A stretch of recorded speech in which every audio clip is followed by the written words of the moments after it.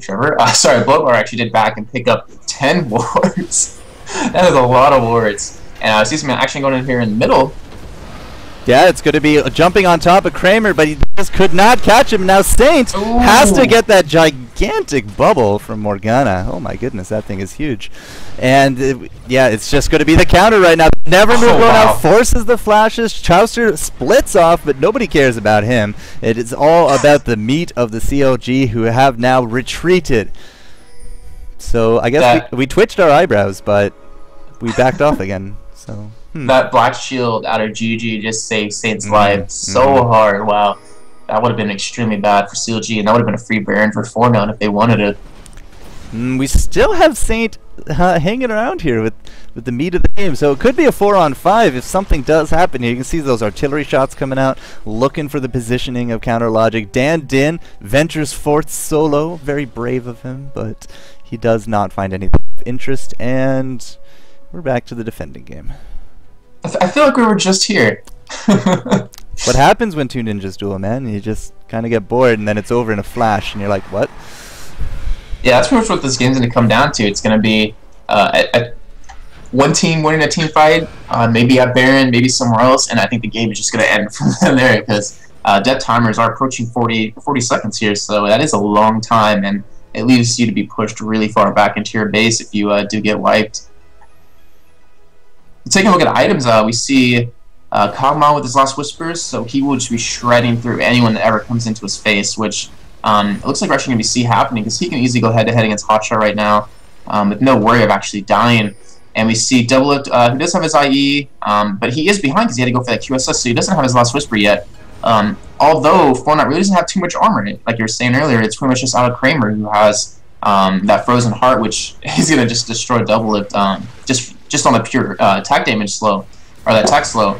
And as well as you see GG, who does have his Raucons and his Hourglass. It looks like he might be saving up for that blade staff. Oh, look at Hotshot! Look at Hotshot! Oh, God. He has his teleport up. I've noticed the split push. Like, he must have his teleport up. And yeah, he does. What is Fortnite going to do about it? Absolutely nothing. Yeah, they can't. If people back, then he's just going to teleport back into them and then force a team fight with Fortnite having one member down. And there it goes. So the aggression coming down here. The turret does drop. Fortnite grabs that. St. Fish is going to be trying to buy Hotshot a lot of time, but no, Hotshot teleports back in. He does drop very quickly. Big Fat LP throwing out the ultimate as well as the Zonias. They're looking for a kill on top of Bloodwater. It's not happening, and we might be able to punish Hotshot very heavily here for taking out that inhibitor. He will drop. Bloodwater is still somehow alive, as is the rest of Fortnite. So 2 for 0 plus a tower. We still got Corky throwing out the big Bertha missiles, but this could be the revenge inhibitor, so I hope that was worth it, Hotshot. And Bloodwater, that was amazing. His crescendo just completely won them the fight, if you noticed that. Oh my God, that was perfect. Now here's that Baron that we've been eagerly awaiting for. Or we're going to see them not do it. They're just messing with us. They're going to pretend like they're doing it just to fuck with us. Nah, this is a thing. It's happening. But Fortnite, excellent engage for them. Gets the 2 kills, equalizes the towers. They're now up, 5 to 5. Got the kills, so we're almost on parity for kills. There's the Shirelia getaway, although there's no one chasing them. And they did excellent right there. They're now up 6,000 gold. Dan Din's going to come down here, find the flying beast, and slay it. They're going to go for a little bit of a shopping spree, and we're going to reset into a super minion, both lanes, both middle lane. I have to say, Bloodwater might be the MVP of Game 1, just with that ultimate, just that crescendo right there, completely set them up for that team fight, and set them up for that Baron, and hopefully we're going to see some aggression with Fortnite pushing one of the lanes as well, but wow, that was such an amazing ult. It was really perfect. That could not have been planned any better for Fortnite right there. And Bloodwater just going through some of those more defensive wards. He has now used all 10 wards. You can see one down here by the enemy blue, one in their base over the top of the wall, and then a bunch in their regular defensive jungles. So 12-11 game is definitely going on a bit. Do you know what this actually reminds me of? Like the really old metagame. Like go back a year ago when we could have gold per 10s stacking, and then everyone would just farm for 45 minutes, do one team fight, and go home a victor. That's what I really feel like this is. I mean, we haven't really had so many kills. 31 kills in 40 minutes, 2 Barons, and like, what, 4 Dragons? Like, definitely does not feel like the current fast, action-packed meta. Definitely feels like a farming meta. Yeah, that's kind of what it's come down to, especially with bot lane. You're not really going for kills. You're not really running that double bruiser bottom to kind of go for a kill lane anymore. It's most just, hey, let's just farm, and let's just see how the fights go in a team fight, which honestly I'm kind of a fan of. I really enjoy team fights because it really can separate a good team from a great team. It's just how well you can communicate, how well you can position yourself, and I just wish like the fights would happen a little more often instead of the standoff that's happening right now. Dandin getting chased by the Dragon Lady. Now we do see Chaucer here, but Chaucer throws out the tornado. It's not going to matter. Dandin with the Shurilias. Misclick, perhaps. that stall in your voice, like, goes in with the Shurilias, Eddie. What? Lol, what? Huh? Don't know what that was supposed to be, but Shurilias will be on cooldown for a little bit now.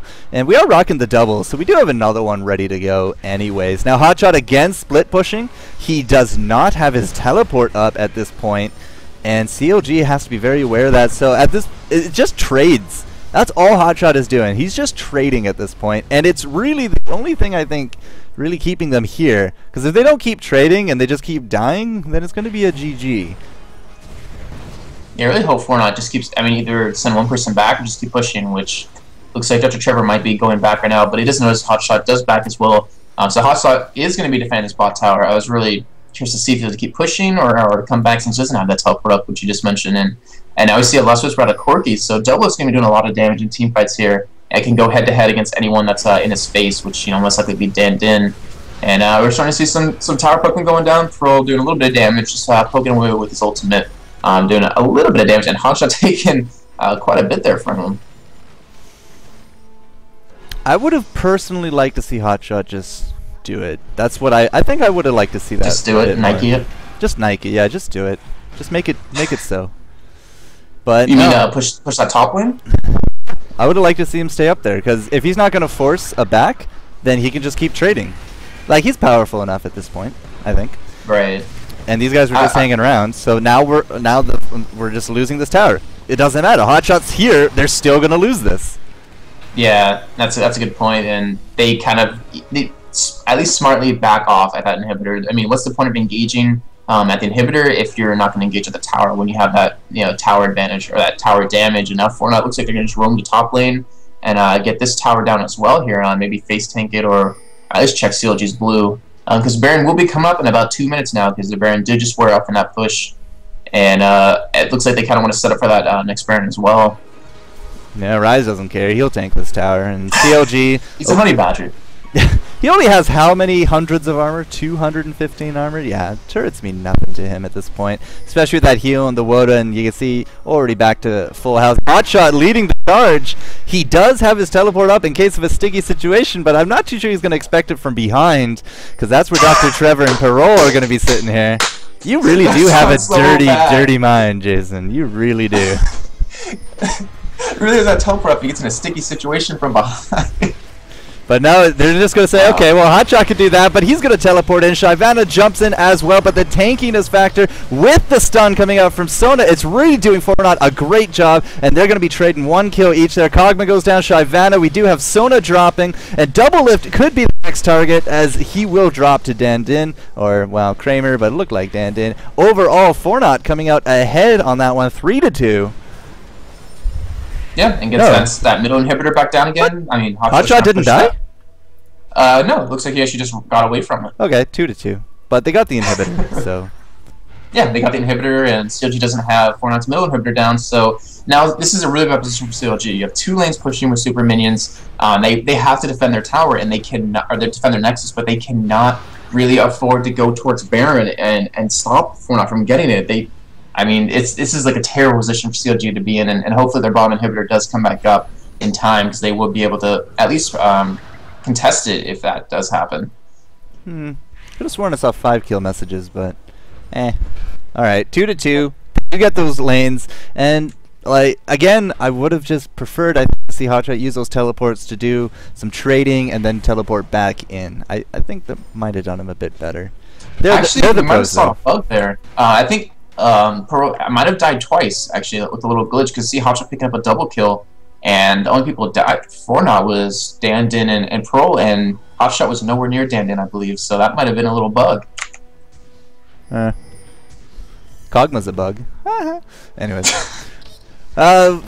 Big Fat LP not going to give that blue, so he does abandon the chase. He did see them coming. Good pickup from there on Kramer, I think. What? Yeah, he got it. With that auto attack. Actually, no. Yeah, no, he did not. It's like... is this still... Did Dan get it?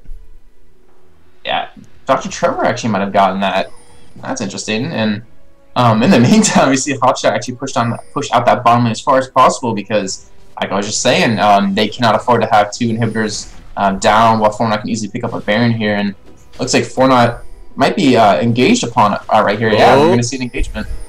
We got the Shurelias going in. St. Vicious going to be the first one to face dive right into Dr. Trevor, but he loses half his health for his effort. LP coming in with his shield is going to throw out the ultimate, but gets insta-gimped. Not even a Zonia's coming out of it. St. Vicious jumps in as well, but he's going to be dragon bait, and now double lift is going to be dropping as well. I think that is definitely it. That insta-gimp on Morgana, no Zonias, totally won the fight right there.